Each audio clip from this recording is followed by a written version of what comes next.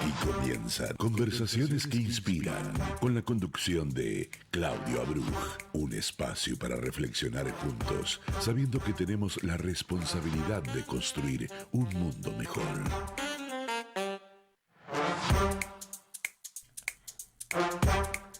Hola, hola, buenos días, ¿cómo están?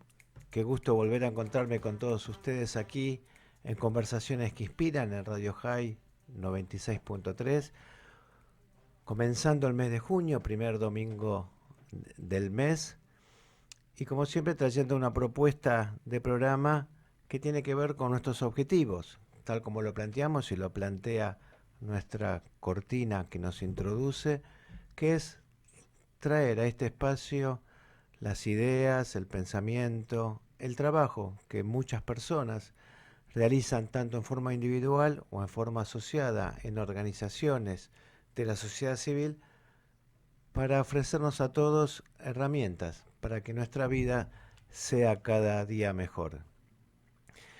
Pero sin duda alguna en este día domingo no puedo comenzar este programa sin hacer una mención a un tema que nos duele muchísimo y que a toda persona de bien y a toda persona que se dispone con la mente abierta a leer, a estudiar, a investigar, a escuchar, le duele. Y me refiero que en estos días se cumplen 600 días y algo más, en las cuales 58 rehenes siguen cautivos en Gaza, en manos del grupo terrorista Hamas. 58 personas, hombres y mujeres, entre los cuales hay 4 argentinos, y por los cuales cada día de nuestros días, y hasta que esto concluya, tenemos que tenerlos presentes y tenemos que reclamar. No podemos ser indiferentes, no podemos ser desmemoriados. Yo llevo, como muchísima gente, llevo desde el primer mes que estas chapitas, estas placas se hicieron, las llevo colgada en mi pecho como un recordatorio. Esta tengo el orgullo que me la regaló el embajador Eyal Sela, el embajador de Israel, en el acto que se hizo al mes en la Plaza Vaticano en el Teatro Colón. Él se la sacó y me la puso a mí, así que la llevo como, además del compromiso moral, como un recuerdo muy cálido y muy caro a mis sentimientos.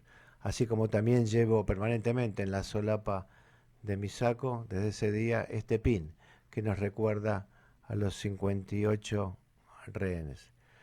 Pero junto con el recuerdo, también tenemos que recordar que vivimos en una Argentina y en un mundo donde el antisemitismo, a partir de lo ocurrido el 7 de octubre de hace 2 años, se ha incrementado en forma escandalosa, en forma peligrosa, en forma alarmante.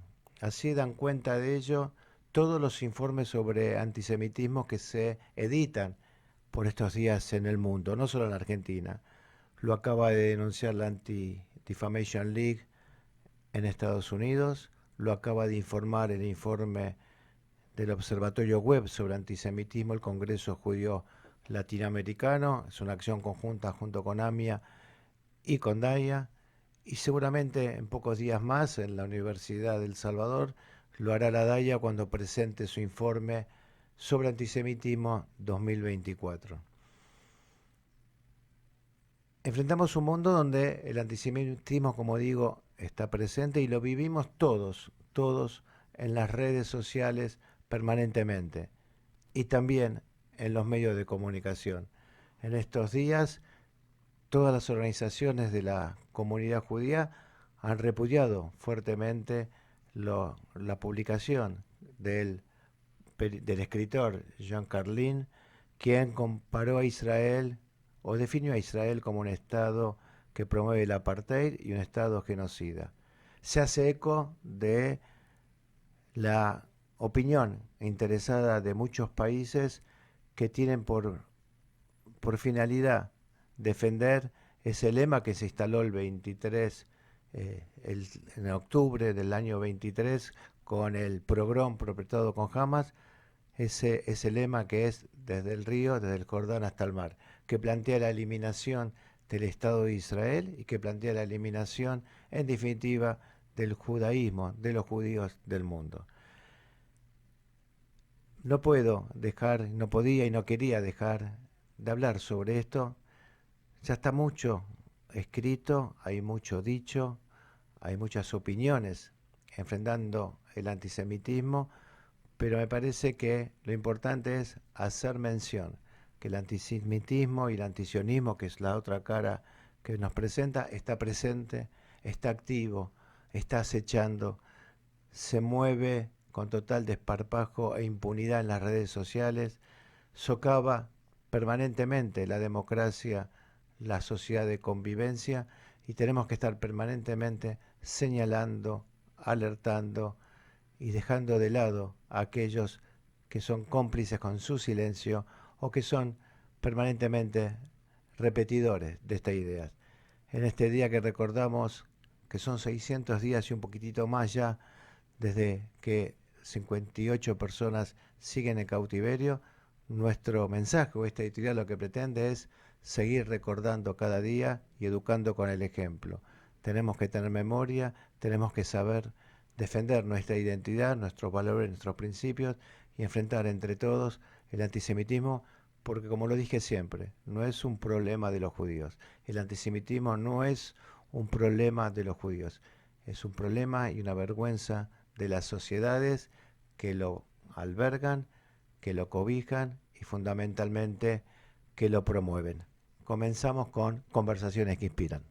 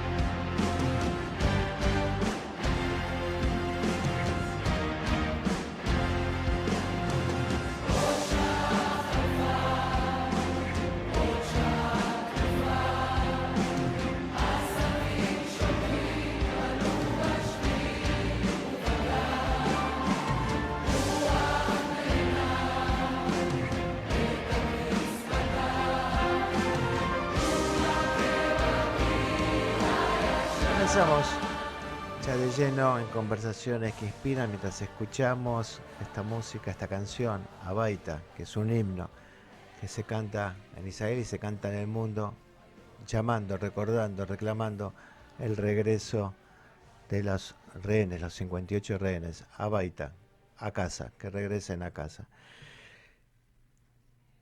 Casualidades o causalidades, como digo siempre, semana a semana, esta editorial, los hechos de esta semana, la invitada de lujo que tenemos hoy es la siguiente. Su historia nos conmueve, nos hace pensar y nos enriquece. Ahora, en Conversaciones que Inspiran, charlamos con...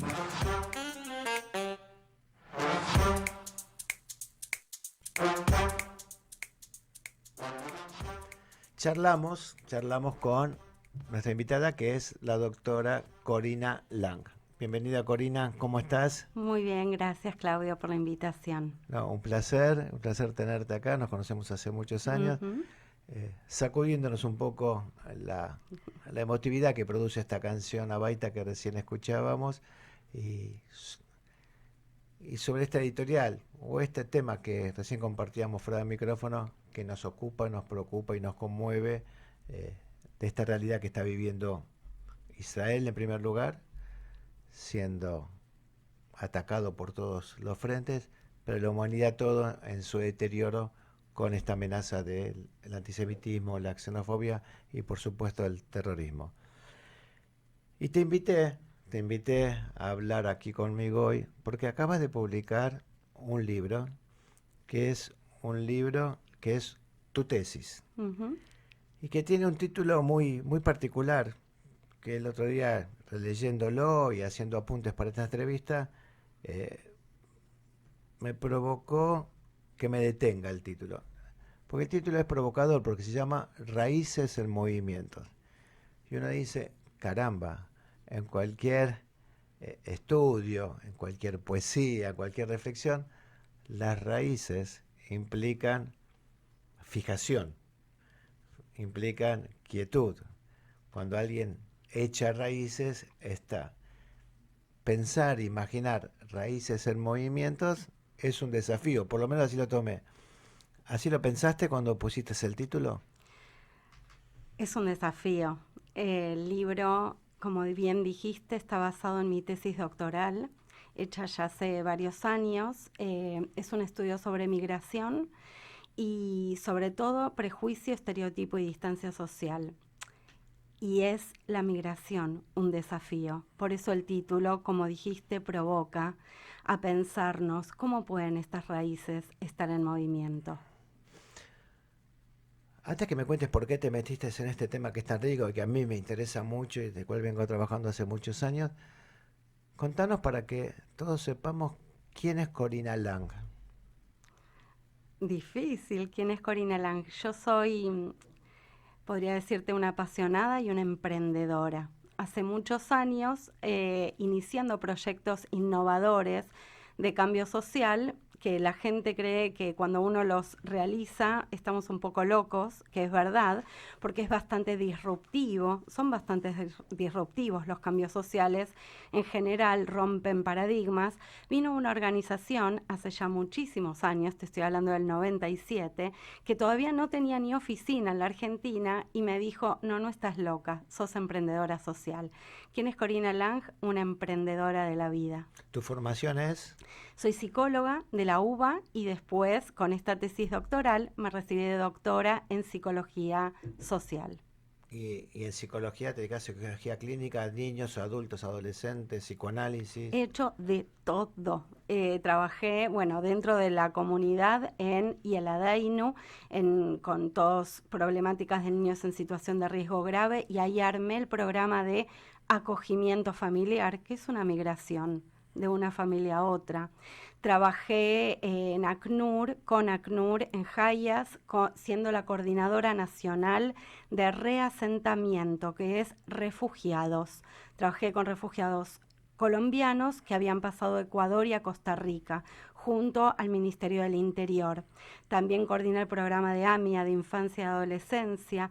Digo, esto dentro de muchas cosas y también muchos años trabajando con la temática de la integración social de personas con discapacidad a instituciones comunes. Y además soy psicoanalista. Sos psicoanalista. Yo creo que de ahí parte todo, ¿no? De Sí. poder... Es interesante, ¿no? Yo no soy psicólogo, ni pretendo hacerlo, pero es interesante que hiciste todo tu recorrido y terminaste diciendo, además soy psicoanalista. Y yo creo que justamente por ser psicóloga y ser psicoanalista, preguntarte, repreguntarte, observar y escuchar, es que pudiste hacer todo lo otro y meterte en ese tema. No es además, soy fundamentalmente, además de una persona comprometida socialmente, ¿no? Absolutamente, es como recién inclusive, ¿no? Hablabas de los 58 rehenes y esto también es una raíz en movimiento. Vos sabés que ahora, con el tema del título, me decían que no se llaman más migrantes, sino personas en movimiento. Y la historia de la humanidad es una historia de migraciones y de movimientos, y ni que hablar de nuestro pueblo judío, por supuesto. Y hoy, sobre todo en este mundo globalizado, volvemos a tener un mundo en movimiento. No, y aparte vos hablabas y decías, sos una innovadora social, Emprendedora. emprendedora social, y obviamente el emprendedor y el innovador, vos trajiste la palabra disruptiva, y obviamente todo cambio es disruptivo. La historia de la humanidad fue creciendo a partir de disrupciones.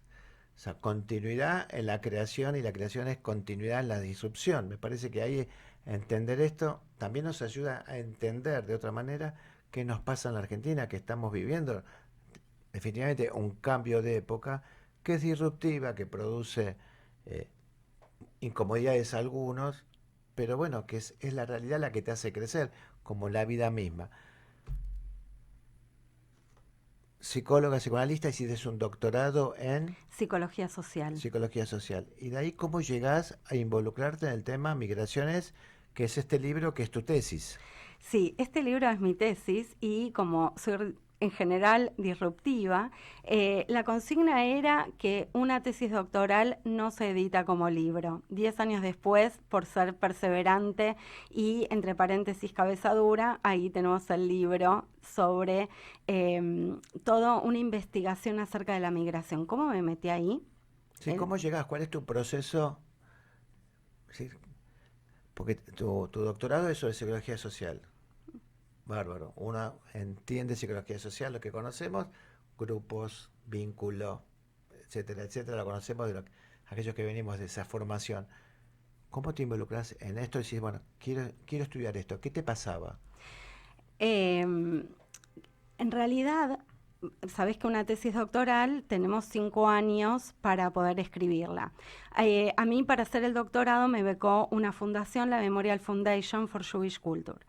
Y que la consigna era, por supuesto, que tenía que terminar el doctorado, si no tenía que devolver el dinero, que no es un dato menor porque fui la única que terminó la tesis. Claro, tenía una presión adicional, no solamente quería el título. Durante 4 años escribí sobre la temática que veíamos en el doctorado, que era estereotipo, prejuicio, distancia social, o sea, las marginalidades sociales sobre todo. Y pensé hacerlo sobre el tema de la temática de integración social de las personas con discapacidad, porque había trabajado muchos años sobre el tema. Me faltaba 1 año y no había ni siquiera avanzado a la mitad y para mí era una gran presión. La cuestión es que voy al doctorado, cambió el director y me dijo, pero ¿y en qué trabajas? Y le dije, soy coordinadora nacional de reasentamiento. ¿Y eso qué quiere decir? Bueno, reasentamiento es cuando una persona ya se escapó de su país huyendo y tiene un primer refugio, pero en ese primer refugio, en ese país de refugio, vuelve a estar en peligro. Entonces hay programas se llaman programas humanitarios de ayuda internacional, donde Argentina fue parte. Y yo era la coordinadora nacional acá en Argentina. Y me dijo, de ninguna manera vas a seguir escribiendo sobre discapacidad, vas a escribir sobre este tema porque sos la única. ¿En una dependencia del Estado? No, en Hayas. En Hayas, una organización judía. De la sociedad civil. Sí, de la sociedad civil, donde se unió con ACNUR, donde eran agencias socias, para llevar adelante este programa sostenido también por el gobierno, ¿no? ¿Eso fue en qué año? En el 90, o sea, terminé en el, 2014, 2013, sí, desde el 2010 al 2014. ¿No te tocó a vos los programas de acogidas de los refugiados sirios que llevó el gobierno? Empezaban a llegar, sí, pero fue la época donde sí se debatió la interpretación de la ley de migraciones. Así que fui parte de eso también. De agenda, por las modificaciones, que yo celebro las modificaciones que se han hecho, pero es para otro análisis, pero tenemos una ley de migraciones muy importante y estas modificaciones acotando o aclarando algunas situaciones, protegiendo a la sociedad argentina en primer lugar, pero también protegiendo a los inmigrantes, me parece una buena noticia. Sí. Ayornar la interpretación de las leyes, sabemos que siempre son buenas noticias, porque indudablemente la misma realidad, la actualidad, nos va llevando hacia nuevos enfoques de lo que sucede. Por eso celebramos las nuevas interpretaciones. Bueno, tu director, que era... Marcelo está Di Grillo, que es un señor. Di Grillo, sí. Él me dijo, no, yo le dije, doctor, no logré escribir toda la tesis en 4 años, ¿cómo voy a cambiar de tema ahora y escribirla en el año que me queda? Y él me dijo exactamente lo que tenía que hacer. En 6 meses escribí la tesis. Mi consultor de tesis, a quien quiero honrar porque falleció hace unos años, Néstor Cohen, del Instituto Gino Germani, especialista en temas de investigación de migración en la Argentina. Él fue mi consultor de tesis, a quien le agradezco que me haya llevado de la mano mano. Y he tenido también un consultor, el licenciado Claudio Abruj, que también he ido varias veces a verte, y en ese momento estabas vos también trabajando mucho con las colectividades. Así que hemos estado reunidos pensando mucho sobre este tema. No, estaba pensando cuando vos decías, yo estaba orientada, estudiando de tu doctorado, estudiaba sobre prejuicio, exclusión, marginación, y lo pensabas en función de tu expertise en tema de discapacidad. Y de pronto vino alguien y te dijo, no, es por acá. Le digo que este programa que se llama Conversaciones que Inspiran, ¿no? Es una buena anécdota dicha al pasar, pero que yo tomo. Qué importante cuando viene alguien de afuera que tiene otra mirada y uno le da lugar a esa otra mirada, que es positiva, que es propositiva, que es para ayudar, y la tomás y bueno, termina en algo que te gustó hacer y algo que realmente suma muchísimo. Esto es exactamente como las sincronías que permiten el devenir de la magia, ¿no? Porque en realidad era una sabiduría que él me estaba mostrando, alguien que no me conocía, pero sí que vio un hallazgo en algo innovador, algo que podía. Él me dijo, en un doctorado lo más importante es que tenés que hacer un aporte, tenés que entregar algo nuevo. Y este es un tema nuevo y estaba en un rol nuevo. Y esto que decís, en la inspiración, lo que nos da también es miedo, porque miedo a cambiar, hablábamos de lo disruptivo, y hablando de si soy emprendedora y trabajo sobre la disrupción, bueno, ¿cómo es también las disrupciones que se nos producen sobre nosotros mismos? Y esos son nuestros desafíos, y son nuestras raíces, nuestras creencias, también en movimiento. Dijiste que cuando haces un doctorado, haces una tesis, tiene que ser un aporte nuevo a la sociedad. Uh-huh. ¿Qué es lo nuevo que trae en este estudio de migración? Que hay muchísimos, obviamente, en el mundo, pero ¿qué es lo nuevo que trae Raíces en Movimiento de la doctora Corina Lang? Bueno, ¿cuál fue el resultado de esta investigación? Una investigación de campo, literalmente, en la calle. Como dijo Néstor Cohen, 3 meses vas a estar en la silla escribiendo, pero después zapatillas y a la calle. Es una investigación real, con gente real. Bueno, ¿de dónde partí? Y es algo de donde partimos mucho, y muchas políticas públicas. Mi idea siempre fue que si educamos, si nos basamos en las escuelas y llevamos los temas innovadores, si generamos nuevas políticas públicas, si difundimos, si damos a conocer, eso ayuda, cambian los prejuicios y por lo tanto acercan las distancias que tenemos entre seres que somos distintos. Bueno, yo le dije cuál era mi hipótesis a Néstor Cohen, mi consultor de metodología de la investigación. Y él me miró y me dijo, bueno, si vos querés probar eso, adelante. Bueno, hice muchas encuestas, toda una tabulación.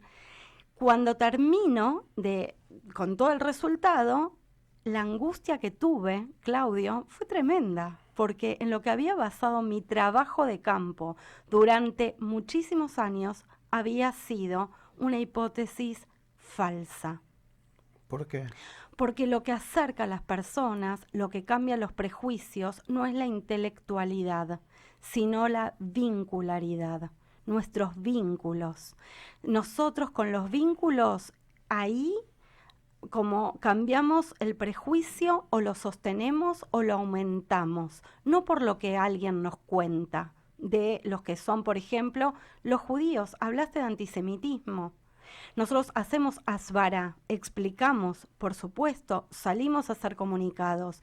Sin embargo, cuando tenés un amigo que no es judío y te conoce, seguramente va a poder defenderte mucho más porque sabe quién sos. ¿Son necesarias las políticas? Por supuesto, obviamente, es la humanidad, ¿no? Es como la civilización y también la difusión. Y es importante la intelectualidad. Y es importante. Las ideas. Es como, después viene cómo las bajamos a tierra y no las dejamos en ese mundo. Pues sabes, cuando hablabas de la vinculación, ¿no? Y hablabas los judíos como ejemplo, me vino a la memoria hace muchos años, poquitos meses después del atentado a la AMIA, en una reunión con Eliseo Verón. Y él explicaba en su momento, decía, el problema que tienen ustedes, que hablan una forma y un idioma que no es el idioma y la forma que habla la gente. Y no hablaba ni del hebreo ni del yiddish, sino un comunicado para la gente no dice lo que ustedes quieren decir. Entonces, ¿cómo es trabajar en ese puente, en esa vinculación? ¿No? Traigo la memoria porque me parece que es un ejercicio permanente que se deben hacer las organizaciones de la sociedad civil, todas, que trabajan muchas veces éticamente, de las colectividades, las ONGs específicas, de lo que sea, hablan para su propio público y no pueden vincularse con la gente. Ahí está. Si dejamos en la intelectualidad, si solo nos hablamos a nosotros mismos, ahí es donde perdemos la vinculación y esa es la distancia social. Cuando vos hablaste del atentado a la AMIA, lo que hizo el atentado fue una vinculación más cercana, desde el hospital de clínicas hasta la reconstrucción, y darse cuenta que no era solo esto un tema de judíos, y allí cambió la vinculación, inclusive con la AMIA, en ese momento, ¿no? Sí. No, por lo tanto, nosotros, cada uno de nosotros, y esto tiene una semilla súper potente, porque mucho más allá de creer que solo este es un trabajo, una labor, un tema de otros, de los educadores, de los políticos, de las agendas, en realidad cada uno de nosotros en nuestras vinculaciones cotidianas hacemos la diferencia. Las sumatorias de todas estas vinculaciones es lo que realmente cambia el estereotipo, el prejuicio y la distancia social. Esto que me acabas de decir me da un pie excelente a lo que viene. Algunos recuerdan su infancia, otros un hecho trascendente en su vida, un día soleado o aquella tarde de verano. Ahora, en Conversaciones que Inspiran, la anécdota más inspiradora.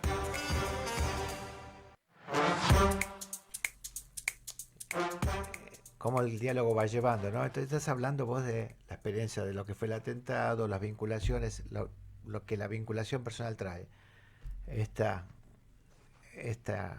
investigación tuya, esta tesis, trajo muchísima vinculación a mucha gente. Antes de entrar en lo duro del informe, contanos esa anécdota que vos decís, de las tantas que te habrán pasado, esta me la llevo por siempre y la quiero compartir. Bueno, y quiero que creo que es esto que inspira, ¿no? Y que es una inspiración. Lo que quiero compartir tiene que ver con que este libro no era viable para casi nadie. Primero, como te dije, las editoriales no editan tesis doctorales, los temas académicos son para la academia, pero no para un libro de quizás más de librería común. Yo estuve trabajando, como te dije, muchos años en organizaciones, pero desde la pandemia estuve solo en consultorio. Entonces todo era cómo vuelvo a salir a lo social, cómo edito un libro después de 10 años, la investigación es del casi más de 10 años, o sea, era todo inviable. Realmente inviable, y tengo una cantidad de nos en mi vida, no era posible. Y a vos, que te fui a ver cuando estaba haciendo, Claudio, la investigación y que charlábamos, y bueno, y yo dije, en realidad, yo quiero un libro, y se lo decía a todos, podría haberlo pagado yo directamente, sí, también, pero no sabía ni por dónde empezar, y también quería, cuando apareció el editor, 10 años después, causalmente en una reunión de amigas, que ni siquiera la información era para mí, la tomé del aire, y después otra cosa que quería era estar en la Feria del Libro, pero bueno, mi editor es muy chiquitito, No estoy en ninguna asociación, ni institución, ni organización ahora. ¿Y por qué iba alguien a hablar de un libro en la Feria del Libro si tu editorial no tiene ni siquiera stand? Sin embargo, lo deseaba tanto, que una chica que conocí hace 5 años del gobierno de la ciudad, no quiero decir el nombre, me escribió para que ayudara a un amigo de ella a encontrar trabajo. A los 2 días, 3, digo, claro, pero si ella está en un lugar de educación, le pregunté, ¿tenés algún contacto con la Feria del Libro? Y me dijo, por supuesto. 2 días después ya tenía fecha, hora y lugar en la Feria del Libro. Y esto, quizás esto es lo que me llevo, no crean en el no. Y escuchamos a muchos de los secuestrados que todos los días decían, no perdemos la esperanza. Escuchamos canciones de ellos ahora, escuchamos el violín, escuchamos las historias, no perdieron la esperanza. El no, ese no de segregación, de marginación, es el no que estoy trayendo como inspiración de si de verdad seguimos allí, la puerta se abre. Dicen los psicólogos, ¿no? En todas las terapias, sobre todo en la educación de los chicos, que el no tiene un peso, es fundante, ¿no? En el desarrollo de los chicos, el no, y es mucho más difícil decir no que sí. Esto hay que aprenderlo. La anécdota que contás me lleva, cuando hablabas del no, y hablabas de los rehenes, digo, ¿cuántos no tienen los migrantes también, no? O las personas en movimientos. Son esos ejemplos, ¿no? De ir a buscar el sí, porque hay migrantes por muchísimas causas, económicas, políticas, familiares, pero todas esas representan un no. Si es política, ni hablar, es la censura, la persecución. Si es económica, es el no, porque un país que quiebra económicamente o cierra las posibilidades. Migraciones por amor, sabemos muchísimas, y también por ahí hay un sí que espera en otro puerto, pero hay un no de alguien que dijo, todo esto se da. ¿Con qué te encontraste? En primer lugar, la raíz en movimiento creo que soy yo misma, y es cuántos de nosotros, ¿no? Que nuestros antepasados tuvieron que llevar sus raíces en movimiento, no por deseo, sino por huida. Y esta es la primera gran diferencia. Un migrante que elige, aunque tiene muchos no, quizás económico, amor, etcétera, pero hay muchos que en realidad son obligados a huir.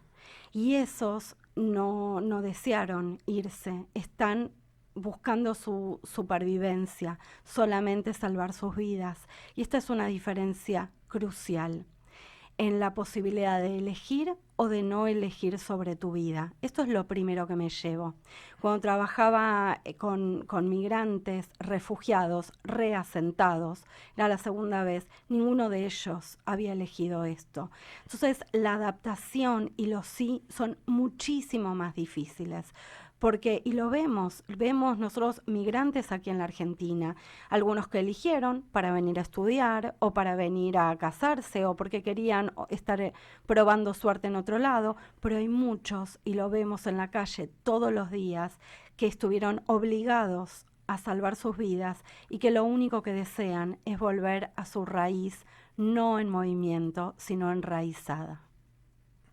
Hacemos una pequeña tanda y seguimos. ¿Te quedás un ratito más? Lo que quieran, sí. Seguimos en este primer domingo de junio, aquí en Conversaciones que Inspiran, con Corina Lang. Ya volvemos.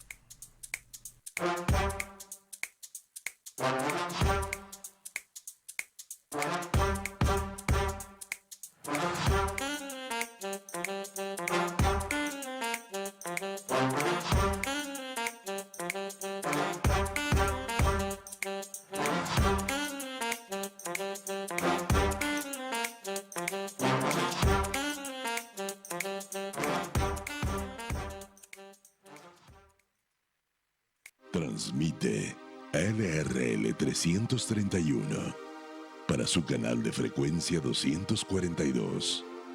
Radio High 96.3. la radio judía de Latinoamérica. En la ciudad, para evitar contagios en las aulas, vacuná a los chicos respetando el calendario de vacunación. Entrá a buenosaires.gov.ar/salud y conocé los vacunatorios o centros de salud más cercanos. Buenos Aires Ciudad. Transmite NRL 331 para su canal de frecuencia 242.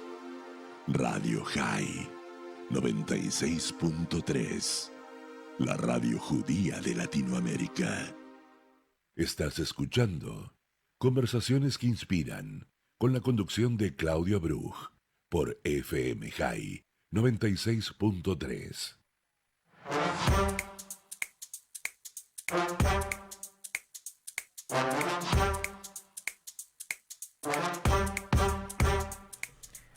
Seguimos en Conversaciones que Inspiran, seguimos esta conversación tan rica con la doctora Corina Lang sobre su libro, que es su tesis doctoral, como dijimos varias veces, pero ampliándonos en el horizonte porque el tema migratorio, colectividades, colectivos, es muy amplio, muy rico, son las vidas personales. Inclusive en el final de la contratapa dice, ¿no? Raíces en movimientos es un llamado a la empatía, la comprensión y el respeto por las historias que hay detrás de cada migración, de cada migrante. Contanos cómo armaste, rápidamente, obviamente no te voy a pedir todo el libro, contanos rápidamente cómo armaste, qué fue este trabajo de campo y después vamos a hablar de las conclusiones. El trabajo de campo, en primer lugar, tenía que distinguir lo que era un migrante, un refugiado, y como la sociedad en general no lo tenemos tan claro, utilizamos el término migrante general. En primer lugar, tomamos dos colectivos distintos. Uno era la comunidad colombiana y, por otro lado, la comunidad africana, que tenían que ser bien diferentes. Y lo que medimos con un test que se llama de Bogardus, que es del 1800, ayornado, que va midiendo cuánta cercanía vos querés con el otro. Porque todos podemos decir sí, queremos. Ahora, el test va haciendo preguntas cada vez más cercanas. Desde conoces algún africano hasta te casarías con algún africano, o los echarías, o algún hijo o hija con africanos o con colombianos. Tomamos dos colectivos migrantes en la ciudad de Buenos Aires.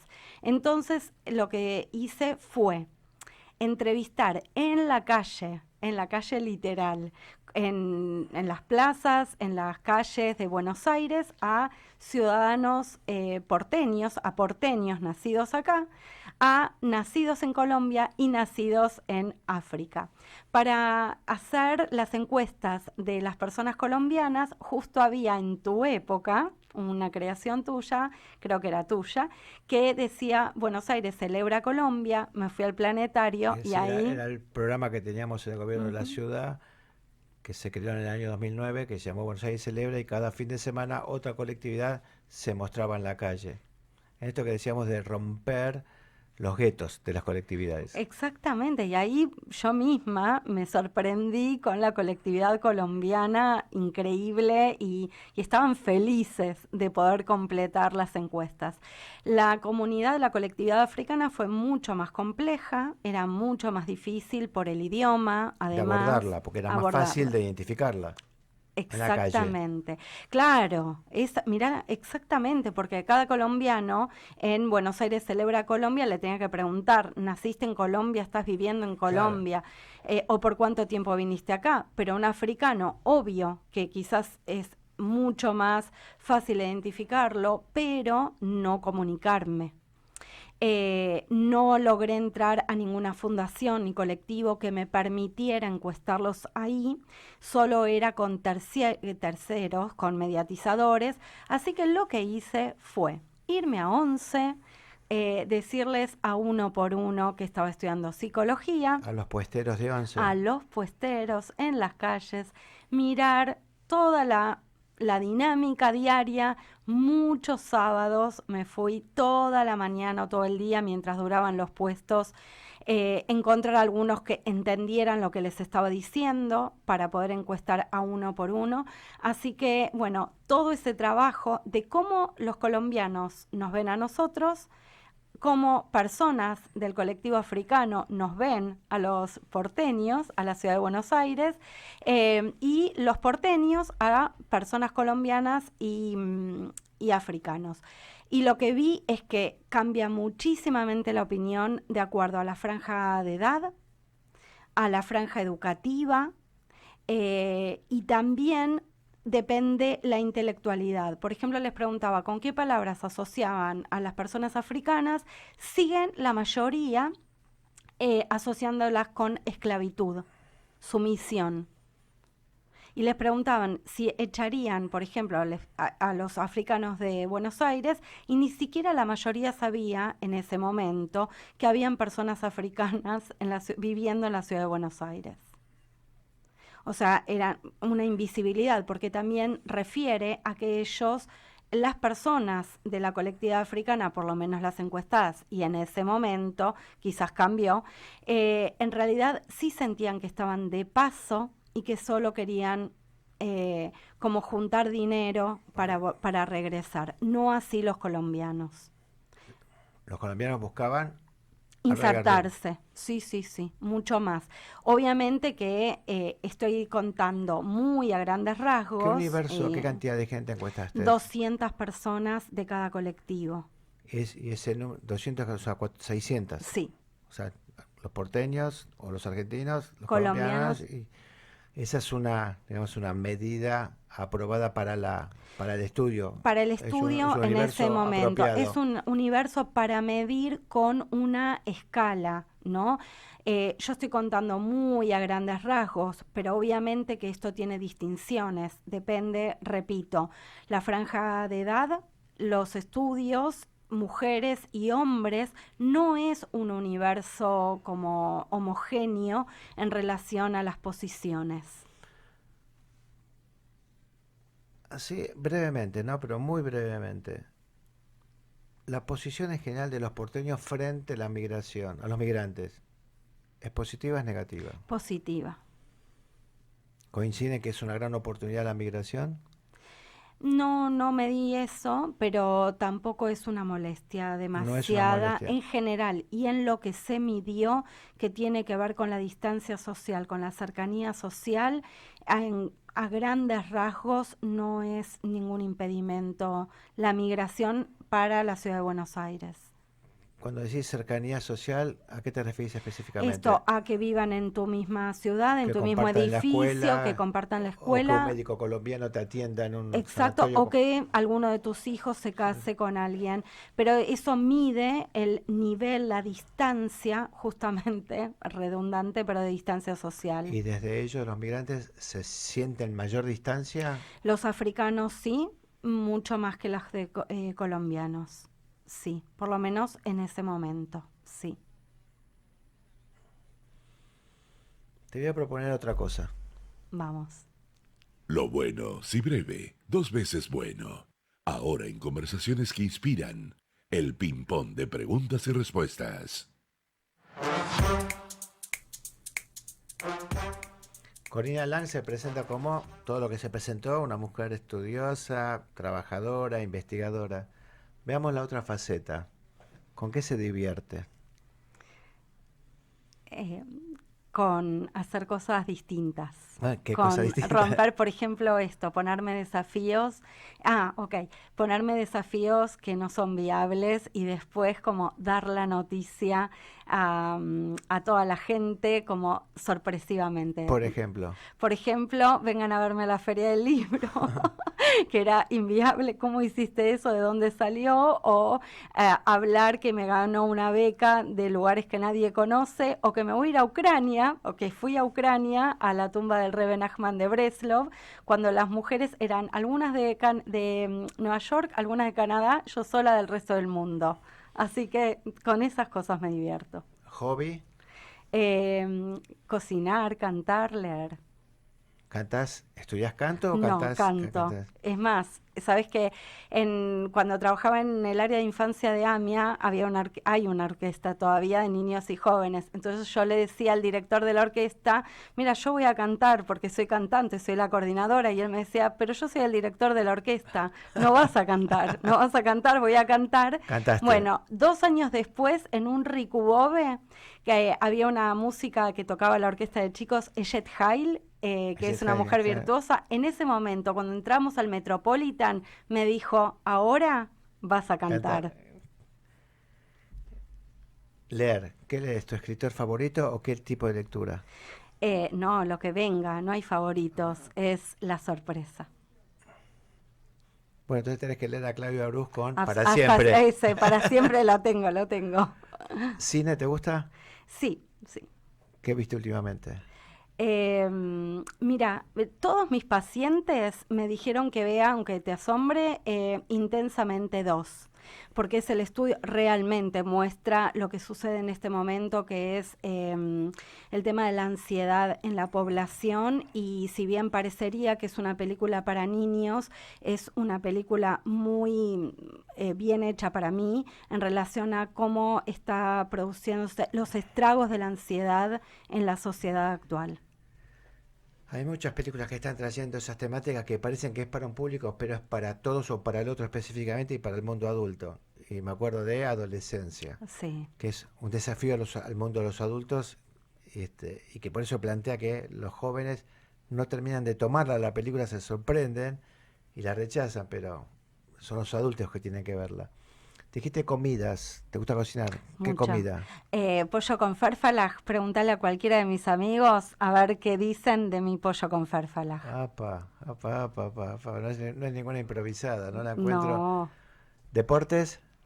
Mira, no, voy al gimnasio y estoy haciendo un poco de musculación, innovador para mí, pero lo estoy haciendo. ¿Te gusta el fútbol? No. No. Bueno. No, de ahí nada. No es que ni me gusta, no entiendo, no sé.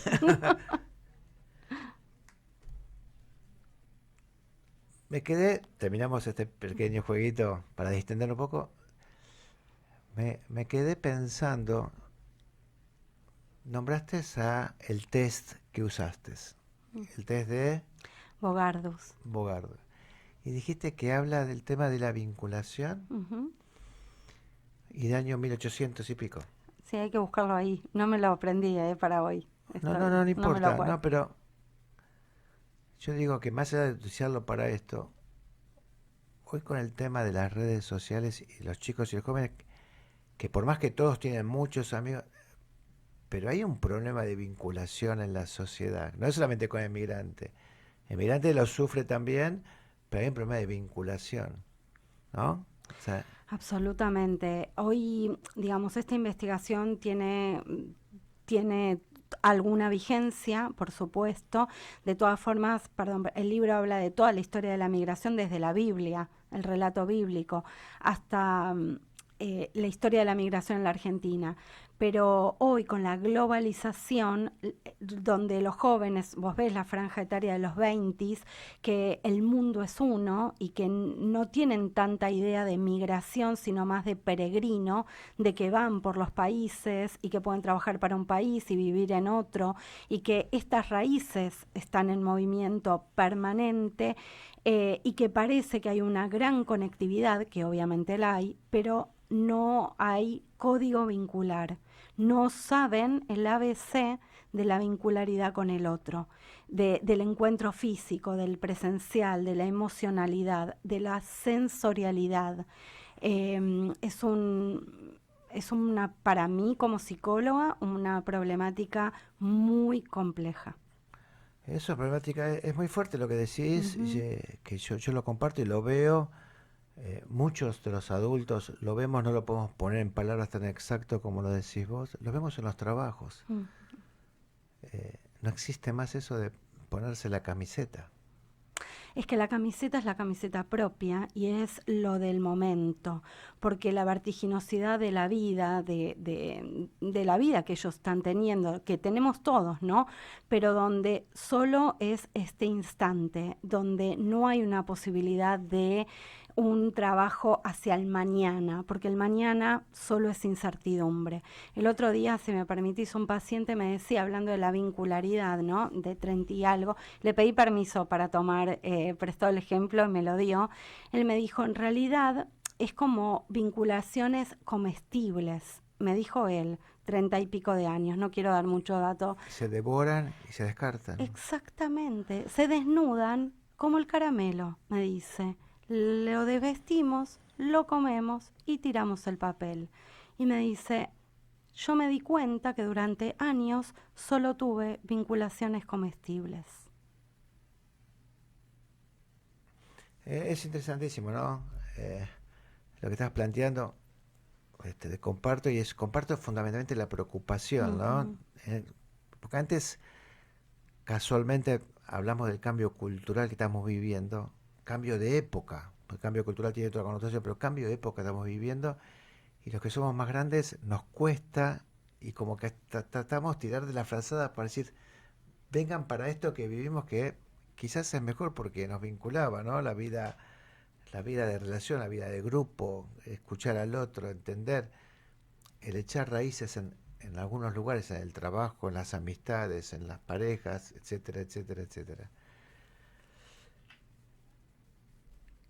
¿Con qué te sorprendiste que no esperabas que te encontraras en la investigación?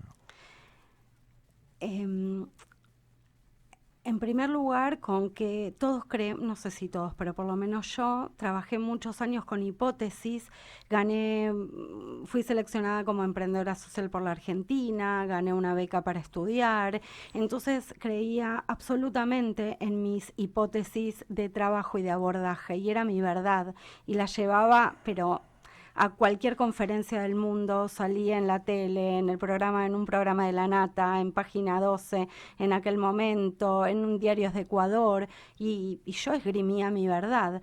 Y cuando termino la tesis y veo que mi hipótesis era falsa y que en realidad el secreto está en las vinculaciones, obviamente no como únicas, ¿no?, pero que los cambios de prejuicio y estereotipos son sumamente complejos en el inconsciente colectivo, pensaba que muchas veces tenemos hipótesis, ideas, verdades en nuestras vidas, que las llevamos siempre, ¿no?, como estandartes de a rajatabla y a querer convencer al mundo, y que en definitiva lo más fuerte que me pasó con esta investigación, y por eso quería hacer un libro, es que la hipótesis era falsa. La verdad que me encanta, te quiero agradecer, ¿no?, que hayas estado conmigo acá y con todos nuestros oyentes hablando de estos temas, y dejando títulos tan fuertes, ¿no?, para pensar este tiempo, ¿no?, de la vincularidad. Y me llevaste también a los años 90 con aquel programa Vínculos, que fue espectacular y que hablaba de esto, y que es una necesidad volver a vincularnos en todo sentido. Y Conversaciones que Inspiran apunta a eso, a rescatar eso, y rescatar en su verdadera dimensión el significado del vínculo y cómo enriquecerlo. Así que te quiero agradecer. Ya estamos en el final del programa, el tiempo vuela, fue riquísimo. Y la última pregunta con la cual vamos a cerrar, que te voy a dejar, es: vendeme o vendenos, ¿por qué leer este libro, Raíces en Movimiento? Lo voy a decir así. Un día fui a ver a un médico de 30 también para hablar sobre pacientes. Llegué y él me atendió descalzo. ¿Un médico atendió descalzo? Me atendió descalzo. Era como colegas, ¿no? Me abre la puerta y estaba descalzo. Tuvimos que subir 3 pisos por escalera, descalzo. Pone los pies arriba, las piernas, sobre su escritorio. Yo no entendía nada. Y en lugar de sillas donde yo me tenía que sentar, había una pelota, esas del gimnasio, enorme. Con lo cual no entendía ni lo que estaba haciendo ahí. La primera pregunta que él me hizo, sin conocerme, fue: Corina, decime, ¿cuál es tu don? Y yo, sorprendida ya por toda la escena, le dije: ¿sabes qué? Hago magia. Y esa es la idea de este libro. ¿Saben por qué leerlo? Porque ese libro es una contundencia de que ningún no es suficiente si de verdad queremos hacer magia. La magia la podemos hacer solamente como cada uno de esos rehenes que salieron y esos secuestrados, y porque el mismo pueblo judío es la demostración de que no hay no. Estamos acá vivos y estamos acá, aún seguimos acá. Muchísimas gracias Corina. Cerramos así otra entrega de Conversaciones que Inspiran. Nos quedamos con muchísimos títulos, con muchísimas reflexiones, y recomiendo la lectura de este libro, Raíces en Movimientos, Estudios sobre Migración, Estereotipo, Prejuicio y Distancia Social.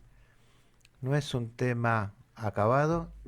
La Argentina es deudora de la migración, absolutamente. Somos lo que somos porque somos herederos de la migración, y seguir abordando estos temas, reconociéndonos y reconociéndonos al otro, es un desafío riquísimo y que vale la pena para seguir, como decía Corina, vinculándonos. Terminamos Conversaciones que Inspiran. Nos encontramos, Dios mediante, en 7 días acá en High FM 96.3. Que tengan todos muy buena semana.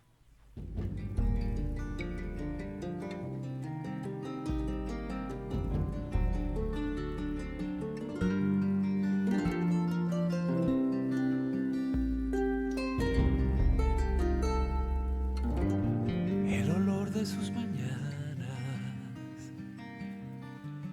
y el azul que no termina, lo bonito de su canto. Vivo lejos de mi tierra, pero nunca yo la olvido. La recuerdo con el alma, con el alma.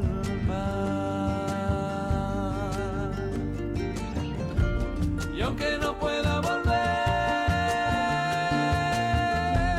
a las calles del ayer, siempre la llevo conmigo, siempre la tengo en mis sueños. Y aunque solo pueda ver su silueta en un papel, siempre se duerme conmigo el recuerdo de mi tierra.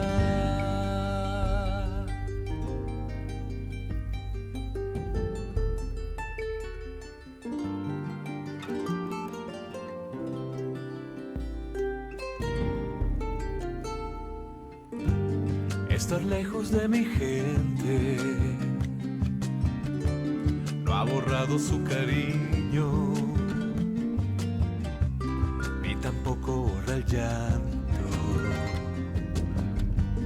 Cada vez que pienso en ella, se hace un nudo en mi garganta, porque la llevo en el alma, en el alma.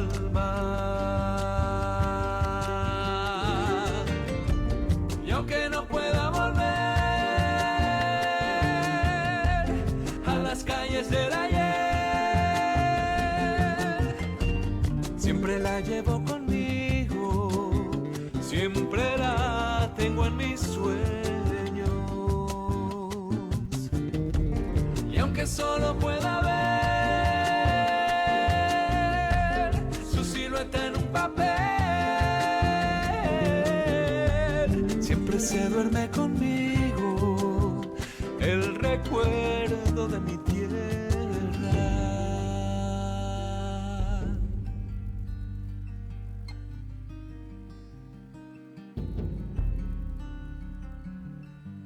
Siempre se duerme conmigo el recuerdo de mi tierra.